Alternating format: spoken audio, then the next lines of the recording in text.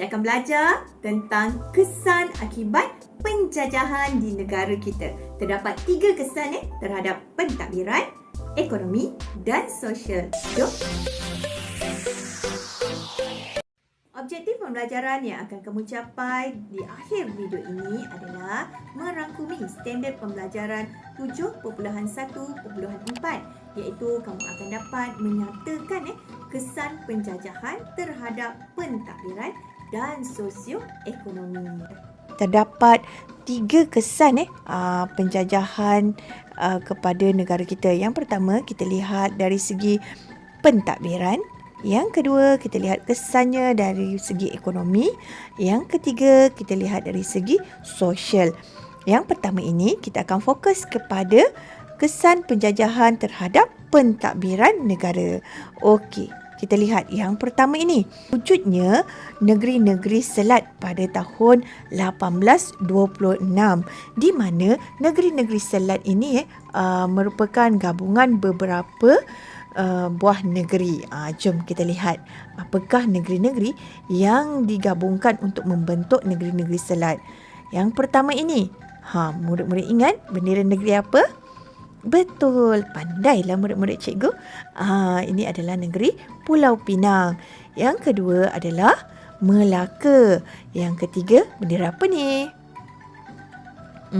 Bendera Singapura. Baiklah, 3 negeri ini digabungkan di bawah negeri-negeri selat. Dan ketiga-tiga negeri ini, negeri-negeri selat ini merupakan tanah jajahan mahkota. Apakah yang murid-murid faham tentang tanah jajahan mahkota? Jom kita lihat. Tanah jajahan mahkota ialah negeri yang diperintah secara langsung oleh kerajaan British. Maksudnya negeri-negeri ini di bawah kuasa pentadbiran British. Negeri-negeri selat ini ditadbir oleh Gubernur. Baiklah, yang kedua kita lihat negeri Sarawak pada 1841. Murid-murid masih ingat lagi siapakah penjajah di negeri Sarawak? Betul, James Brooke. Di Sarawak ini pemerintahannya adalah bercorak monarki. Monarki itu apa, cikgu? Ini dia, monarki ialah pemerintahan beraja. Sistem pemerintahan beraja yang diperkenalkan oleh James Brooke ini sebenarnya untuk mendapatkan sokongan daripada penduduk tempatan. Beliau melibatkan pemimpin tempatan dalam pentadbiran. Apakah gelaran kepada James Brooke ni tadi? Ya, betul. Pemerintah Sarawak dikenali sebagai Raja Putih ataupun Raja Putih. Baiklah, seterusnya yang ketiga, pentadbiran Sarawak ni dibahagikan kepada 5 bahagian yang ditadbir oleh residen. Ini macam daerah-daerah di Sarawak. Okey, seterusnya kita lihat apakah yang dimaksudkan dengan residen. Residen dan penasihat British ni dia berperanan sebagai penasihat raja atau sultan. Okey, maksudnya dia mentadbir kawasan yang telah dibahagikan tadi. Okey, seterusnya kita lihat di Borneo Utara ataupun Sabah pada tahun 1881. Lembaga pengarah Syarikat Borneo Utara British yang dikenali dengan SBUB berpangkalan di London. Mereka ni memberikan arahan kepada Gubernur, di mana pentadbiran di setiap negeri di negeri Sabah ini diketuai oleh Gubernur. Baiklah, seterusnya mari kita lihat negeri-negeri Melayu bersekutu. Kesan daripada penjajahan ni, wujudnya negeri-negeri Melayu bersekutu pada tahun 1896. Apakah negeri-negeri yang digabungkan di bawah negeri-negeri Melayu bersekutu, murid-murid? Kita lihat ini dia. Yang pertama ni, bendera negeri mana? Betul, negeri Perak. Negeri Perak, lagi Selangor. Kemudian kita ada negeri Sembilan dan negeri Pahang. 4 negeri ini digabungkan membentuk negeri-negeri Melayu bersekutu. Okey, Residen British dilantik untuk menguruskan pentadbiran negeri di bawah negeri-negeri Melayu bersekutu ini. Kemudian, residen British ini tidak boleh mencampuri hal ehwal agama Islam dan adat istiadat Melayu. Maksudnya di sini kita dapat lihat kuasa sultan tu sebenarnya telah hilang. Sebab sebelumnya kedatangan British, sultan ini mempunyai kuasa yang mutlak dalam pentadbiran dan keseluruhan urusan pentadbiran sesebuah negeri itu. Tapi bila British datang, kuasa sultan itu telah mula berkurangan. Sebab apa? Sebab sultan ini terpaksa mengikut arahan British. Dan pembesar-pembesar pula, sebelum kedatangan British, mereka ni ada kuasa untuk mengutip cukai. Tapi bila British datang memperkenalkan sistem residen ini, pembesar ni semua hilang hak untuk mengutip cukai. Baiklah, seterusnya kita lihat wujud pula negeri-negeri Melayu tidak bersekutu pada tahun 1909. Ini dia negeri pertama, iaitu negeri Kedah. Yang kedua, negeri apa ni? Negeri Kelantan. Yang ketiga, negeri Perlis. Dan yang keempat adalah negeri Terengganu. Keempat-empat negeri ini merupakan negeri naungan Siam yang telah diserahkan kepada British membentuk negeri-negeri Melayu tidak bersekutu pada tahun 1909. Tetapi pada tahun 1914, Johor turut dimasukkan dalam negeri-negeri Melayu tidak bersekutu. Seterusnya, penasihat British ini dilantik bagi membantu pentadbiran di negeri-negeri Melayu tidak bersekutu ini.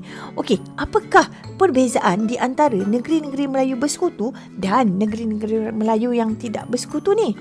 Perbezaan yang paling ketara adalah kuasa sultan dalam negeri-negeri Melayu bersekutu hanya fokus kepada urusan agama dan adat istiadat Melayu. Berbeza dengan negeri-negeri Melayu tidak bersekutu ni, sultan masih lagi mempunyai kuasa. Maksudnya masih lagi berkuasa dalam pentadbiran. Okey, residen tadi hanyalah sebagai penasihat sultan.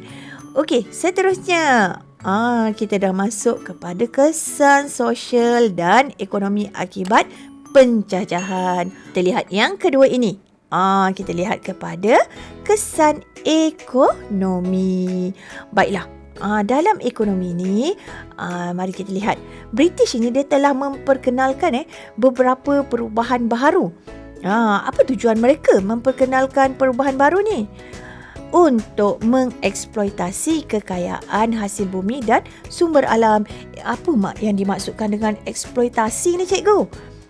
Ini dia. Eksploitasi bermaksud mengambil kesempatan terhadap sesuatu untuk keuntungan sendiri. Ini bermaksud segala perubahan yang dilakukan di tanah Melayu itu sebenarnya adalah menguntungkan diri dia sendiri. Macam dia wujudkan negeri-negeri Melayu bersekutu, negeri-negeri Melayu tidak bersekutu. Itu semua untuk mencapai matlamat mereka untuk mendapatkan hasil hasil bumi dan sumber alam yang terdapat di tanah Melayu, Sabah dan Sarawak. Baiklah, mari kita lihat peta bulatan ini. Murid-murid dapat lihat. Yang pertama, berlakunya perkembangan industri perlombongan. Yang kedua, perkembangan pertanian komersial.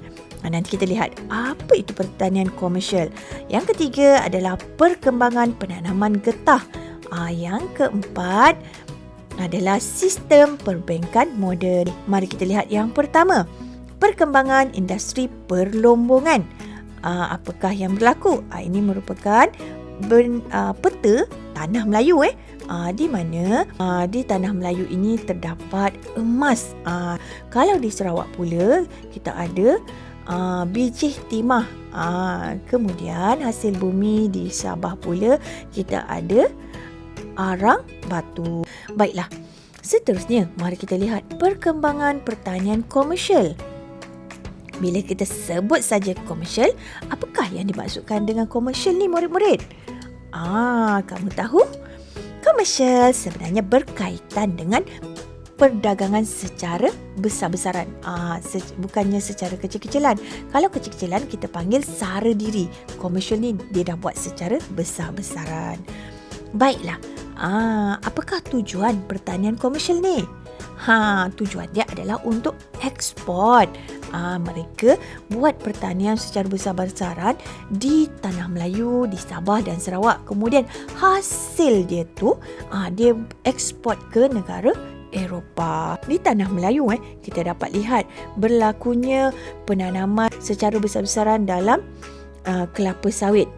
Penanaman kelapa sawit. Kalau kita lihat pun sehingga sekarang kelapa sawit menjadi komoditi utama di negara kita. Seterusnya kita lihat tebu. Kita ada tebu, lepas tu kita ada kopi. Inilah antara pertanian komersial yang diusahakan di Tanah Melayu. Di Sarawak pula, apakah pertanian komersial yang terdapat di Sarawak? Mari kita lihat. Ini dia. Sarawak ni terkenal dengan lada hitam. Lada hitam ini mendapat permintaan yang tinggi di Eropah. Jadi British meminta penduduk tempatan untuk membuka ladang-ladang lada hitam. Okey, seterusnya di Borneo Utara, di Sabah, tembakau. Okey, kita ada pertanian komersial tembakau di mana menurut orang-orang di Eropah tembakau di Borneo Utara ni merupakan tembakau yang paling berkualiti. Sebab apa? Mereka ini perlukan tembakau untuk membuat cerut kita panggil cerut. Seterusnya kita lihat perkembangan penanaman getah. Murid-murid boleh lihat di sini penanaman getah dilakukan secara besar-besaran sehingga hari ini pun getah merupakan tanaman utama di Malaysia. Baiklah, kita lihat banyak estet getah telah dibuka.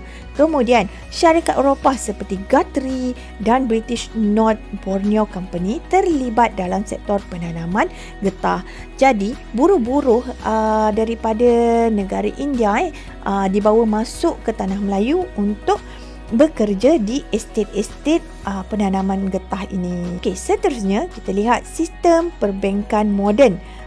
Di mana apabila berlakunya aktiviti perdagangan, mereka pun memerlukan bank untuk menguruskan kewangan. Jadi diwujudkan sistem perbankan di Tanah Melayu. Pada tahun 1859, Mercantile Bank telah ditubuhkan. Pada 1888, The Chartered Bank telah ditubuhkan.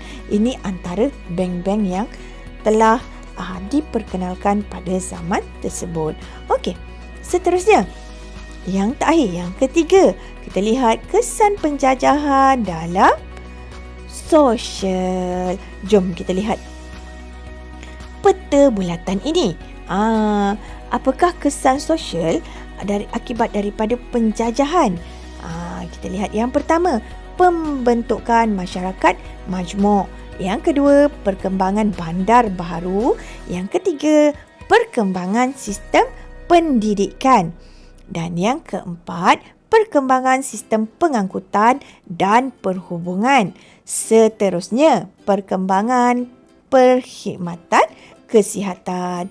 Inilah 5 kesan sosial akibat daripada penjajahan di negara kita. Yang pertama adalah pembentukan masyarakat majmuk. Bagaimanakah yang dikatakan pembentukan masyarakat majmuk ni? Kalau kita lihat gambar ini gambar pekerja Cina di Lombong, Bijih Timah. Yang kedua ini pula adalah pekerja dari negara India yang bekerja di estet untuk menoreh getah. Kemasukan tenaga kerja dari negara China dan India ini telah mewujudkan masyarakat majmuk. Okey, seterusnya perkembangan bandar baharu. Banyak bandar-bandar baharu muncul sebagai pusat perdagangan dan pelabuhan. Contohnya Kuala Lumpur, Ipoh, Miri, Jesselton, Sandakan dan Tawau. Murid-murid tahu Jesselton? Ini dia bandar Jesselton. Apakah nama lain bagi bandar Jesselton ini, murid-murid? Ya, betul. Pandailah murid-murid cikgu. Jesselton ini adalah Kota Kinabalu yang sekarang ni. Okey, seterusnya mari kita lihat perkembangan sistem pendidikan. Okey, semasa zaman penjajahan ini, sistem pendidikan vernakular diperkenalkan. Apa itu vernakular, murid-murid?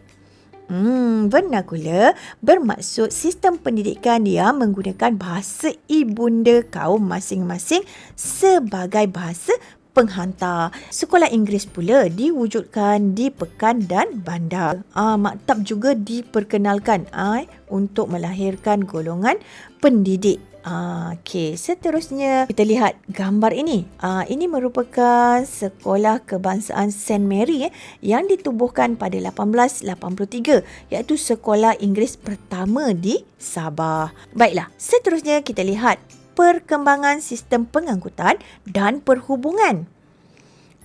Wujudlah jalan kereta api dan jalan raya, di mana jalan kereta api dan jalan raya ini dibina untuk memudahkan hasil dihantar ke pelabuhan. Okey, seterusnya sistem perhubungan, di mana wujudnya sistem pos, telegraf dan telefon.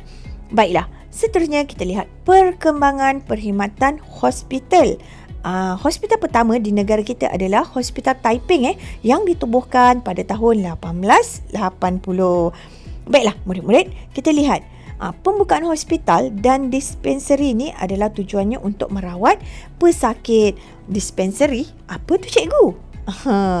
Okey, dispenseri ini adalah tempat mengambil ubat. Sebagai kesimpulannya, apakah kepentingan kita mengetahui tentang zaman penjajah ni, murid-murid?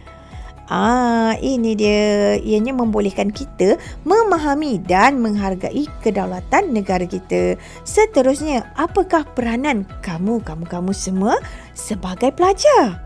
Kamu haruslah mempunyai perasaan cinta akan negara, iaitu kita perlu pupuk semangat patriotik terhadap negara kita. Sampai di sini saja video pada kali ini. Jangan lupa tekan butang subscribe dan butang loceng untuk mendapatkan video-video terbaru daripada channel Cikgu. Jangan lupa juga untuk like, share video Cikgu dengan rakan-rakan kamu. Bye!